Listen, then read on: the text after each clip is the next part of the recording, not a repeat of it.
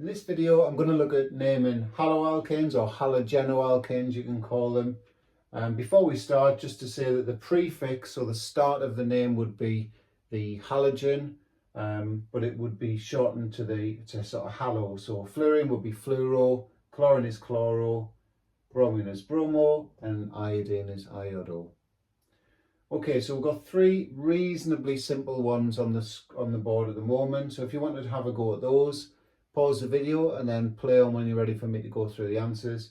And then once we've done that, I'll put two more trickier ones on the board and you can have a go at those, and that's the video. Okay, so the first one's pretty straightforward. We've just got a straight chain. We've got no branches to worry about. So we've got 1, 2, 3, 4, 5 carbons. The chlorine is on the first carbon, counting this side. So this would be just called 1-chloropentane, or you could actually call it chloropentane, because if you don't put the number in, it implies that it's at position 1.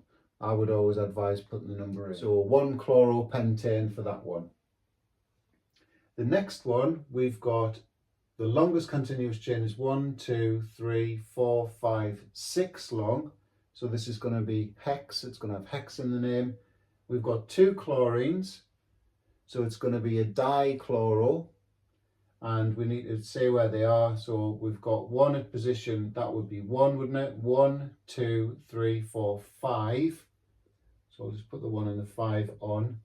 So this is called 1,5-dichlorohexane. Okay, so 1,5-dichlorohexane. Okay, so the third one, the continuous chain is 1, 2, 3, 4, 5, 6, 7, 8 long. So it's going to be oct for 8. We've got a chlorine at 1 and a bromine at 3. So 1 for the chlorine, 3 for the bromine. Okay, so sometimes students make the mistake and they go on the number. So they put the lowest number substituent in first, whereas actually we need to employ the alphabet rule here. So even though bromine's on a higher numbered carbon in the chain, it actually comes first in the name. So this would be called 3-bromo 1-chlorooctane. Okay, so 3-bromo 1-chlorooctane. Okay, so there's 2 more to try. I've tried to make these a bit trickier than the first 3. So again, if you want to pause the video and then play on when you're ready for the answers. Okay, so moving on to the slightly trickier ones. We've got the first one here. We've got to establish the longest continuous carbon chain. So if we just run straight down the middle, we get 1, 2, 3, 4. Whereas if we go this way, 1, 2, 3, 4, 5. So we've got, that's the longest chain, so pent.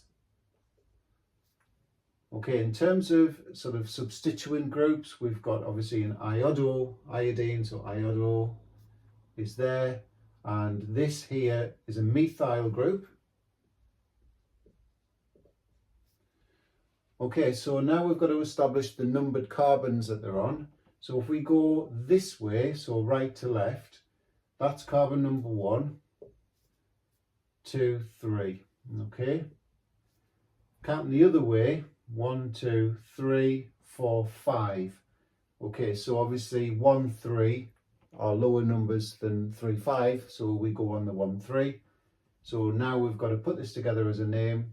Remember the alphabet rule, so I comes before M in the alphabet, so this would be 1-iodo 3-methyl-pentane.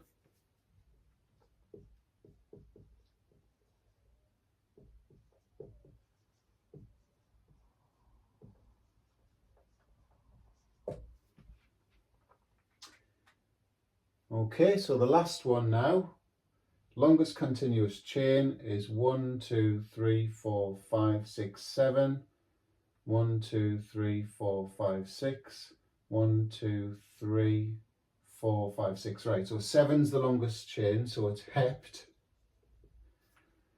We've got 2 chlorines, so this will be dichloro, this bit in the name. And this branch here is obviously 2 carbons long, so this is an ethyl group. Okay, so in terms of carbons, we're going to get the lowest numbers counted at this end, aren't we? So 1, 2, 3, and that's obviously 4, because if you count that way, 1, 2, 3, 4, 5. So 3 4 is shorter than or lower than 4 5. So alphabet rule. So chloro comes first, doesn't it? So this would be 3 3 dichloro 4 ethyl heptane. Okay, so there it is there, 3 3 dichloro 4 ethyl heptane. Hope that was helpful.